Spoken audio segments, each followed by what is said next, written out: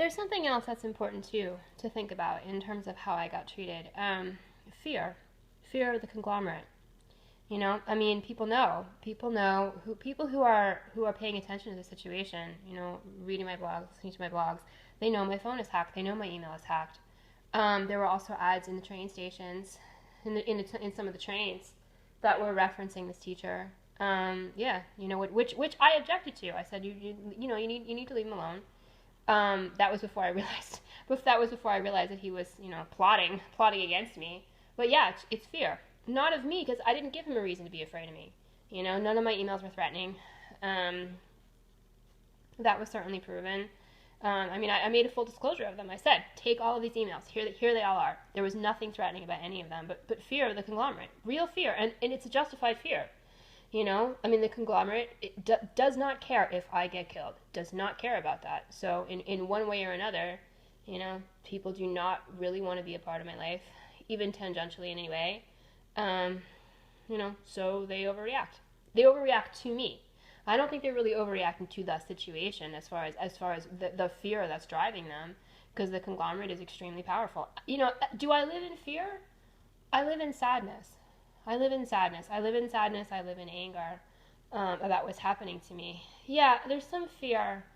But I certainly would rather not get raped and killed.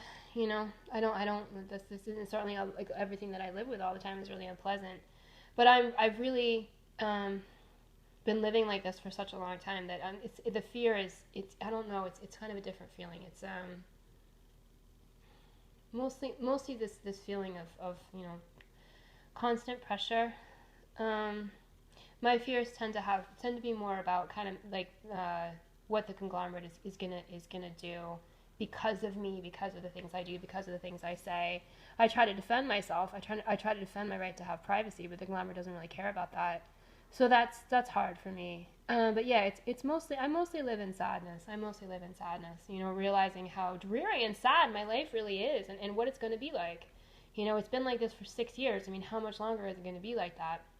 That's really how I feel most of the time. Whether I'm showing it or not, fundamentally, that's how I feel. And I like to think that this will be over, that this is not going to last forever, but I can't know that. It has lasted for a long time. The conglomerate's very vicious, really doesn't care, loves to attack me, never stops attacking me. It loves to add more things to attack me about all the time, and really truly doesn't care if I live a terrible life or get killed. So that's what my life is like, And I understand. I mean, it's not fair to me how people treat me, in response to how they feel about it. But I know why they do it. I understand that.